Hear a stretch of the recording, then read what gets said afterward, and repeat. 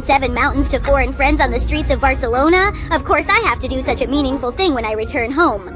Bago magsimula ang event, nakakagulat na maraming kaibigan na mahilig sa Kishan ang naroon na at naghintay. Sa dami ng mga taong mahilig sa Kishan ay talagang nakakaantig. Walang pagkakaiba, matanda man o bata. Lahat ay may sariling opinyon about the 7 mountains. Maganda ang kanilang gawa. Ang mga kulay ay talagang magaganda.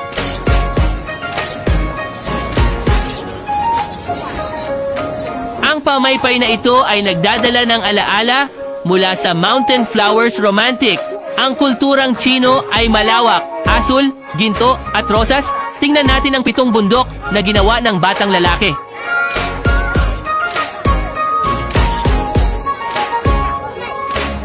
Gumagamit siya ng pag-ikot. Ito ay talagang maganda.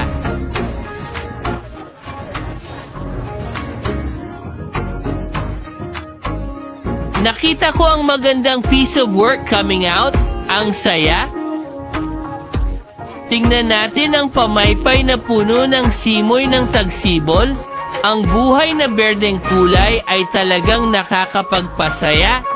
There's a sense of floating and etherealness as you see water flowing silently around bamboos, and the mountains seem even more secluded without a single bird chirping. Maganda ang pamaypay na ito.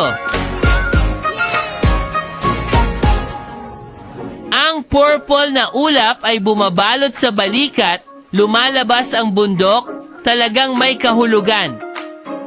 Ang pamaypay na ito ay walang kapantay.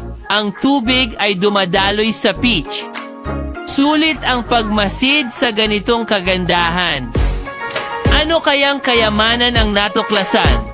Ang pamaypay ay tila isang ilog. Ang Yangtze River ay nagbibigay ng malawak na pananaw. Sa ganitong masiglang lugar, nahawa ka ba sa pagmamahal ng lahat? To be honest, I didn't expect the scene to be so hot. Noong junior high, gusto ko lang magtayo ng stall to promote Kishan. Kaya talagang nakakaantig ang sigasig ng lahat. Tingnan ang seryosong mukha ng lahat. Talagang nahawa ako sa kanilang sigasig.